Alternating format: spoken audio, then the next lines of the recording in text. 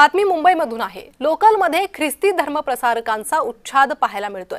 तर लोकलमध्ये ख्रिस्ती धर्मप्रसारक यांचा उच्छाद लोकलमध्ये काय सुरू आहे असा प्रश्न त्या निमित्तानं उपस्थित होतोय। मुंबईच्या लोकलमध्ये हे काय सुरू आहे असा प्रश्न आता हा व्हिडिओ पाहिल्यानंतर तुम्हालाही पडेल, कारण फेरीवाल्यांनंतर आता ख्रिस्ती धर्मप्रसारकांचा लोकलमध्ये उच्छाद पाहायला मिळतोय। उपनगरीय रेल्वेला बेधडकपणे ख्रिस्ती धर्मप्रसार या रेल्वेत होतोय। पनवेलच्या लोकल स्थानकावर ख्रिश्चन धर्मप्रसार होतोय। पनवेलहून लोकल सुटण्यापूर्वी ख्रिस्ती धर्मप्रसारक घुसताय। पश्चिम रेल्वेच्या उपनगरीय लोकलमध्येही बळजबरीने धर्मप्रसार सुरू असल्याचं बोलण्यात येत आहे। सुनो सुनो सुनो, आज सब इधर सुनो। आज सबको मैं एक खुशी की बात बताना चाहती हूँ। सब लोग को मेरी आवाज सुनाई दे रही है? सब लोगों को मेरी आवाज सुनाई दे रही है? सब लोगों को मेरी आवाज सुनाई दे रही है? आज एक खुशी का दिन है। आज एक खुशी का दिन है। मेरा यीशु जिंदा हुआ है। आज का दिन आप सबको खुशी का दिन मैं बताने जा रही हूँ। यीशु मसीह इस दुनिया में आए, उसने अपने आप को क्रूस पर बलिदान किया है।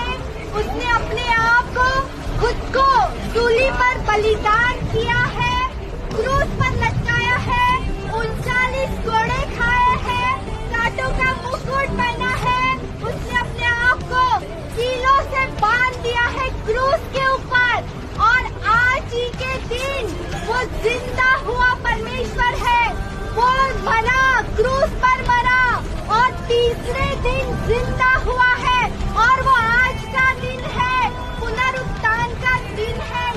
ये खुशी की बात आज सबकी और मैं पहुंचाना चाहती हूँ। यीशु ने मेरे जीवन को बदल दिया है। यीशु ने मेरे जीवन को बदल दिया है। उसने मेरे पाप को ले लिया है। उसने मेरी शर्म को ले लिया है क्रूस के ऊपर, और आज सभी को एक मौका है अपने आप को यीशु को अपनाने के लिए। आज के दिन वो जिंदा हुआ है परमेश्वर, और वो अनंत काल का जीवित परमेश्वर है।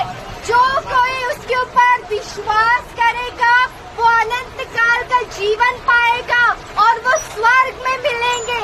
हम सारे लोग स्वर्ग में मिल सकते हैं। आज का दिन खुशी का है, खुशियाँ मनाने का दिन है। आओ, हर एक दिन हर एक नया समय है। यीशु को अपनाओ और यीशु के पास आओ। उसने अपने आप को आप सभी के लिए दिया है।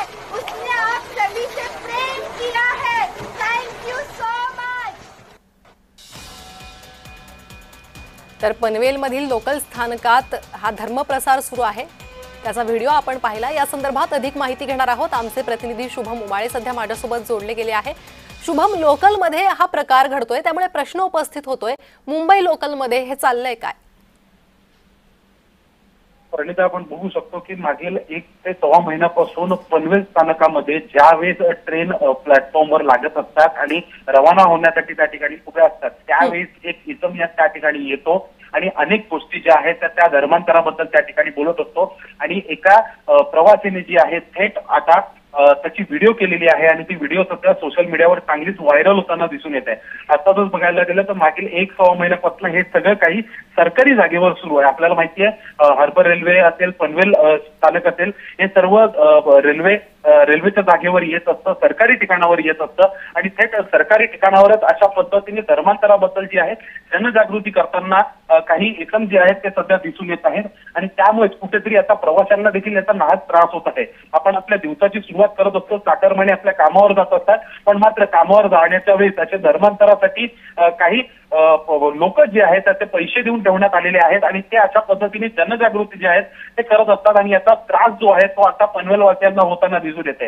दुसरी देखील आपण व्हिडिओ बघितली एका महिलेची आहे, की कशा पद्धतीने वाचा फोडत आहे सगळ्या गोष्टींना, याचा देखील आपण एक अंदाज घेतलेला आहे। कशा पद्धतीने ही जनजागृती जी आहे धर्मांतरासाठी ही सुरू आहे याचा एक अंदाज आपण लावू शकतो।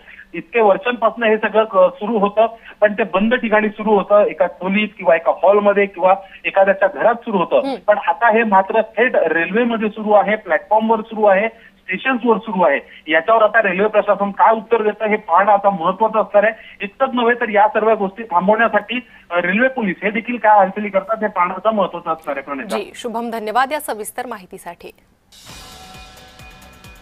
तर मुंबई लोकल मधील हा प्रकार ख्रिस्ती धर्मप्रसार खुलेआम लोकलमध्ये सुरू आहे. त्यामुळे मुंबईच्या लोकलमध्ये हे काय सुरू आहे असा प्रश्न उपस्थित होतो.